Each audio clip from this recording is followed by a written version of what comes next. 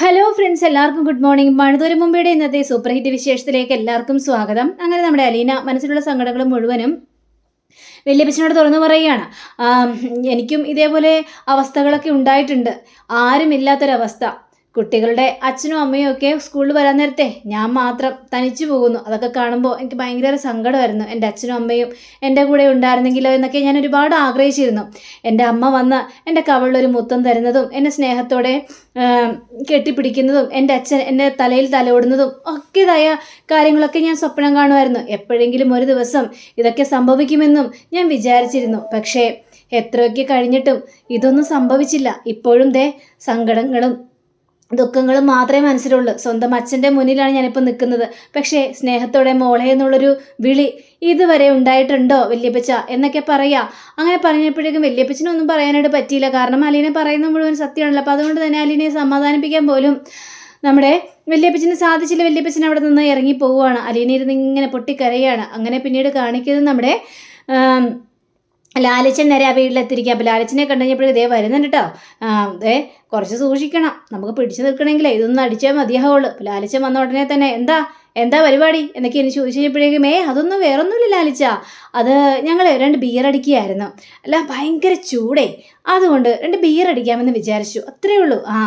ചൂട് പുറത്തല്ല, അത് നിങ്ങളുടെ മനസ്സിൻ്റെ ഉള്ളിൽ തന്നെയാണെന്ന് പറയണം. അതെ ലാലിച്ച, മനസ്സിൻ്റെ ഉള്ളിൽ തന്നെയാണ്. ഈ പുകഞ്ഞ് ഇങ്ങ് നിൽക്കുകയാണ്. ആ സമയത്ത് ഒന്ന് തണുക്കാൻ വേണ്ടിയാ ഇച്ചിരി ബിയർ അടിക്കാമെന്നൊക്കെ വിചാരിച്ചത്. ലാലിച്ചൻ ഇരിക്കുക. അപ്പോൾ നമ്മുടെ തോമച്ചായം വന്നില്ലേന്ന് ചോദിക്കുകയാണ്. അതിപ്പോൾ വരും, കുറേ നേരമായി വിളിക്കുന്നു, പുറപ്പെട്ടെന്ന് പറയുന്നല്ലാതെ ഇങ്ങോട്ട് വന്ന ലക്ഷണമില്ലല്ലോ. ഇപ്പം തന്നെ വരുമെന്ന് വിളിച്ച് പറഞ്ഞു.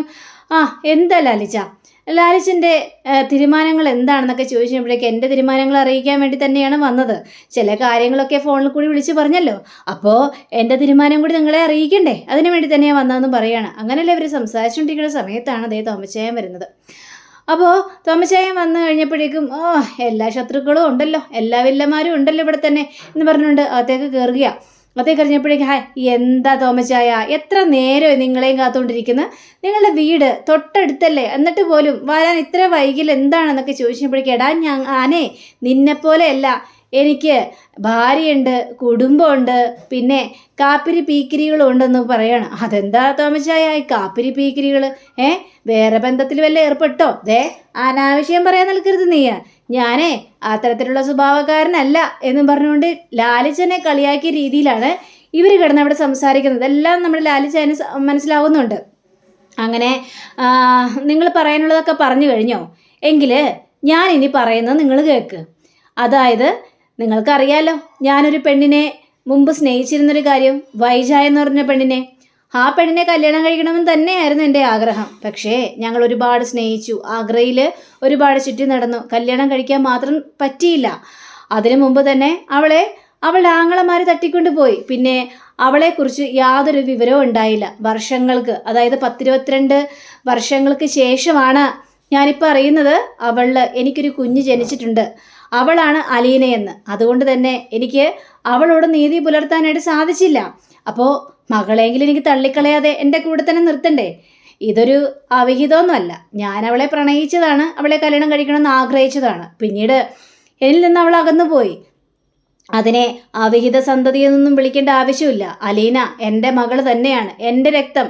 അപ്പോൾ അവൾക്ക് വേണ്ടിയുള്ള എല്ലാ കാര്യങ്ങളും എനിക്ക് ചെയ്തു കൊടുക്കണം, അവൾക്ക് വേണ്ടതെല്ലാം എനിക്ക് കൊടുക്കുകയും ചെയ്യണം. അതിന് അവൾക്ക് കൊടുത്തതിന് ശേഷം മിച്ചം ഉണ്ടെങ്കിൽ നിങ്ങൾക്ക് ഞാൻ തരാം, അതിനെനിക്ക് യാതൊരു തടസ്സമില്ല എന്ന് പറയണം. അപ്പോൾ ലാലിച്ചിൻ്റെ ആ ഒരു സംസാരം കേട്ട് കഴിഞ്ഞപ്പോഴേക്കും ഇവർക്കൊന്നും അങ്ങോട്ട് ഇഷ്ടപ്പെട്ടില്ല. എന്താ ഞാൻ പറഞ്ഞതിൽ നിങ്ങൾക്ക് എന്തെങ്കിലും എതിർപ്പുണ്ടോ? ലാലിച്ച, ഞങ്ങളുടെ കാര്യങ്ങൾ കൂടി ഒന്ന് നോക്കണം. ഈ നാണക്കേട് ഉണ്ടാക്കുന്ന രീതിയിൽ നിങ്ങൾ എന്തിനാ കിടന്ന് പെരുമാറുന്നത്? ആർക്ക് നാണക്കേട്? എനിക്ക് ഏതായാലും എൻ്റെ മോളെ കൂടെ നിർത്തുന്നത് കൊണ്ട് എനിക്കൊരു നാണക്കേടുമില്ല. നിങ്ങൾക്ക് എന്തെങ്കിലും ഒരു നാണക്കേടുണ്ടെങ്കിൽ നിങ്ങൾ അതിനുള്ള പരിഹാരം ഒപ്പിക്കുക. എൻ്റെ കുടുംബത്തോട് നിങ്ങൾ വരണ്ട. ഞാനും നിങ്ങളുമായിട്ട് യാതൊരു ബന്ധവുമില്ലെന്ന് നിങ്ങൾ പറഞ്ഞു, എനിക്കതിന് പ്രശ്നമില്ല. പക്ഷേ നിങ്ങൾ പറഞ്ഞെന്ന് വിചാരിച്ച് അലീനയെ ഏതായാലും ഞാൻ പുറത്താക്കാനായിട്ട് പോകുന്നില്ല എന്ന് ലാലിച്ചിൻ്റെ കീഴിലെ മറുപടി. അപ്പോൾ ലാലിച്ചിൻ്റെ മറുപടി കേട്ട് കഴിഞ്ഞപ്പോഴേക്കും ഇവർക്ക് പിന്നീട് ഒന്നും പറയാനായിട്ട് പറ്റിയില്ല. ലാലിച്ചിനെ അവിടെ നിന്ന് ഇറങ്ങി പോവുകയും ചെയ്യാണ്. അങ്ങനെ പിന്നീട് കാണിക്കുന്ന നമ്മുടെ ബബിതയാണ്. അപ്പോൾ ബബിത സ്കൂട്ടറിൽ ഇങ്ങനെ വന്നുകൊണ്ടിരിക്കും, ബബിതയുടെ കാമുകൻ.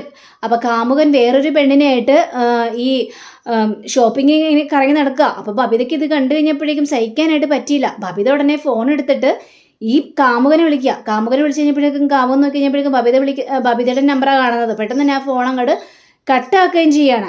വീണ്ടും വീണ്ടും വിളിച്ചു നോക്കിയാണ്, വീണ്ടും കട്ടാക്കുകയാണ്. ബബിതയ്ക്ക് സഹിക്കാൻ പോലും പറ്റിയില്ല. അങ്ങനെ എന്ത് ചെയ്യണമെന്ന് അറിയാൻ പാടാത്തൊരവസ്ഥ. അങ്ങനെ ബബിതയുടെ കൺമുന്നാലെ തന്നെ ഈ കാമുകൻ വേറൊരു കാമുകയും കൊണ്ട് ബൈക്കിൽ പോവുകയാണ്. ബബിതയും പിന്നാലെ ഓടുകയാണ്. സ്കൂട്ടറിൽ ഇങ്ങനെ പോയി. അപ്പോഴത്തേക്കും ഇവർ പോവുകയും ചെയ്തു. വീണ്ടും വിളിച്ചു നോക്കിയാണ്, പക്ഷേ ഫോൺ അവിടെ എടുക്കാനായിട്ട് തയ്യാറാവുന്നില്ല. ബബിതയ്ക്ക് മനസ്സിലായി തനിക്ക് വലിയൊരു ചീറ്റിംഗ് ആണ് സംഭവിച്ചിരിക്കുന്നതെന്ന് ബബിതയ്ക്ക് മനസ്സിലാക്കിയാണ്. ബബിതയ്ക്ക് ദേഷ്യം വന്നപ്പോൾ തന്നെ ആ ഫോൺ എടുത്ത് അങ്ങോട്ട് വലിച്ചെറിയണം, എനിക്കിനി ഈ ഫോൺ വേണ്ട എന്നൊക്കെ പറഞ്ഞുകൊണ്ട്. പിന്നീട് ആ ഫോൺ എടുക്കുകയാണ്. ദൈവമേ, ഞാനെന്തിനാണ് ഈ ചതിയന് വേണ്ടി എൻ്റെ ഫോൺ തല്ലി പൊട്ടിക്കുന്നത് എന്നൊക്കെ ചിന്തിച്ച് ആ ഫോൺ എടുത്ത് നോക്കിയപ്പോഴേക്കും ഫോണിൻ്റെ ഏർപ്പാട് കഴിയുകയും ചെയ്തു. അങ്ങനെ ബബിത നേരെ വീട്ടിലേക്ക് പാഞ്ഞങ്ങോട്ട് ചെല്ലുകയാണ്. അപ്പോഴത്തേ വൈജി ഇറങ്ങി വരികയാണ്. അപ്പോൾ ബബിതയുടെ ആ നോട്ടം ഭാവമൊക്കെ കണ്ടു കഴിഞ്ഞപ്പോഴേക്കും വൈജയ്ക്ക് മനസ്സിലായി എന്തോ കാര്യമായിട്ട് സംഭവിച്ചിട്ടുണ്ടെന്ന്. വീട്ടിലേക്ക് കയറി ഉടനെ തന്നെ ചെരുപ്പൊക്കെ അങ്ങോട്ട് വലിച്ചെറിയണം. നീ ആരോടാണ് ഈ ദേഷ്യം കാണിക്കുന്നത്? ദേഷ്യമോ? ഞാൻ എന്നോട് തന്നെ ദേഷ്യം കാണിക്കുന്നു. അതിന് നിങ്ങൾക്ക് ഇപ്പം എന്താ കുഴപ്പം? എനിക്കെന്താ എന്നോട് ദേഷ്യം കാണിക്കാനായിട്ട് പാടില്ലേ? അതിന് നീ എന്തിനാണ് ഇങ്ങനെ ചൂടാവുന്നത്? നീ ഇതെവിടെ പോയതാണ്? ഞാൻ പറഞ്ഞിട്ടല്ലേ പോയത്? ഞാൻ എൻ്റെ ഫ്രണ്ടിനെ കാണാൻ പോകുന്നു ഞാൻ പറഞ്ഞിട്ടല്ലേ പോയത്? അത് നിനക്ക് മര്യാദയ്ക്ക് പറഞ്ഞൂടെ? എൻ്റെ നെഞ്ചത്തോട് കയറണം, ഒന്ന് മാറി നിൽക്ക്, മനുഷ്യന് മനസമാധാനം തരില്ല എന്ന് പറഞ്ഞുകൊണ്ട് ബബിത നേരെ അകത്തേക്ക് കയറി കഴിഞ്ഞപ്പോഴേക്കും രോഹിത് ഇറങ്ങി വരിക. രോഹിത് ഇറങ്ങി വന്നു കഴിഞ്ഞപ്പോഴേക്കും ബബിതേ, നീ ഇതെവിടെ പോയ ബബിതേ? അത് പിന്നെ രോഹിതേട്ടാ, ഞാൻ എൻ്റെ ഒരു ഫ്രണ്ടിനെ കാണാൻ വേണ്ടി പോയതാണെന്നും പറയാണ്. ഏത് ഫ്രണ്ടിനെ? എൻ്റെ ഒരു ഫ്രണ്ടിനെ, അത്രേ ഉള്ളൂ. രോഹിതേട്ടാ, എനിക്കേ രോഹിതേട്ടൻ്റെ ഫോണൊന്ന് തരാമോ വിളിക്കാനായിട്ട്? നിൻ്റെ ഫോൺ എന്ത് പറ്റി? അത് പിന്നെ അത് വർക്കാവുന്നില്ലെന്നോ? എന്താ വർക്കാവാത്തത്? എൻ്റെ കയ്യിൽ നിന്ന് ഫോൺ പോയി, താഴ്ത്തു പോയി, ഡിസ്പ്ലേ പോയി എന്നൊക്കെ പറയണേ. എവിടെ നോക്കട്ടെ? പക്ഷേ പോയെന്ന് പറഞ്ഞില്ലേ? രോഹിതൻ്റെ ഫോൺ തരാവോ? എങ്കിൽ പിന്നെ നിനക്ക് ആ ഫോണ് റിപ്പയറിങ് സെൻറ്ററിൽ കൊടുക്കാറുന്നില്ലേ? അവർ റിപ്പയർ ചെയ്ത് കൊടുക്കണം രോഹിതേട്ടാ. അതിനിപ്പോൾ എനിക്ക് അത്യാവശ്യമായിട്ടൊരു കോൾ വിളിക്കാൻ തന്നെ ഉണ്ട്. രോഹിതേട്ടൻ്റെ ഫോണൊന്ന് താ, എങ്കിൽ പിന്നെ നീ നമ്പർ പറ, ഞാൻ ഫോൺ കുത്തിത്തരാം. ഇത് കഴിഞ്ഞപ്പോഴേക്കും അതെന്താ രോഹിതേട്ടാ, എന്നെന്താ വിശ്വാസമില്ലേ? നിങ്ങളെന്താ ഒരു സംശയരോഗത്തോടു കൂടി തന്നെ എന്നോട് പറയുന്നത്? നീ ഏതെങ്കിലും നമ്പർ പറ ബബിതേ, നിനക്കെത്ര വാശി? ആ നമ്പർ പറഞ്ഞു കഴിഞ്ഞാൽ ഞാൻ കുത്തിത്തരില്ലേ?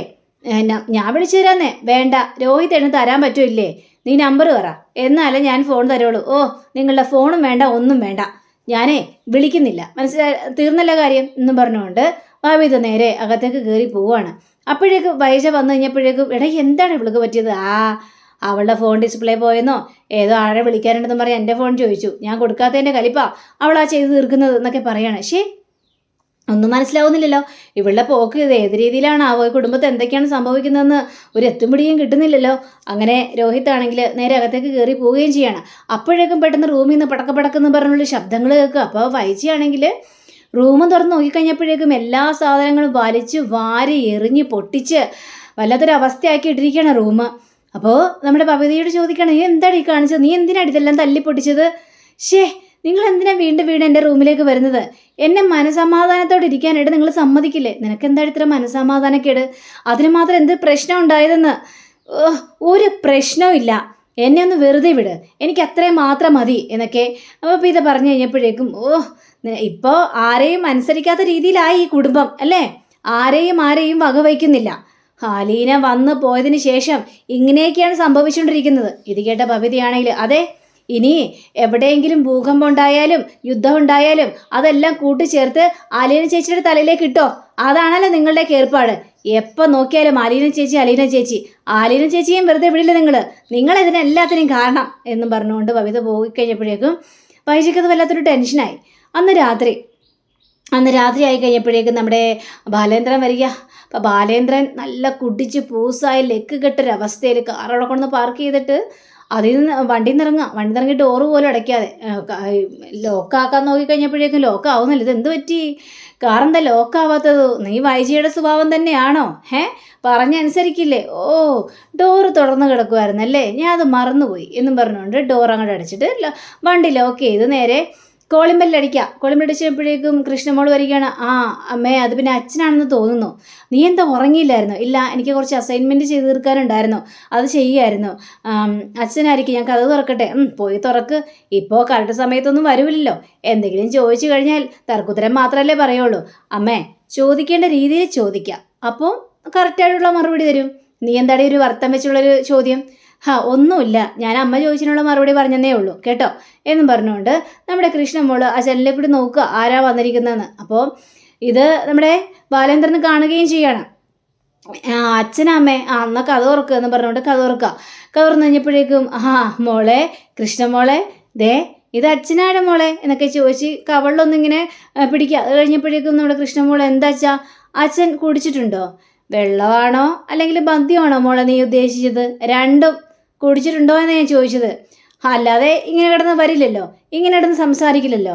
അതേ മോളെ, കുറച്ച് വെള്ളവും കുറച്ച് മദ്യവും കൂടി ചേർത്തൊന്ന് കുടിച്ച്.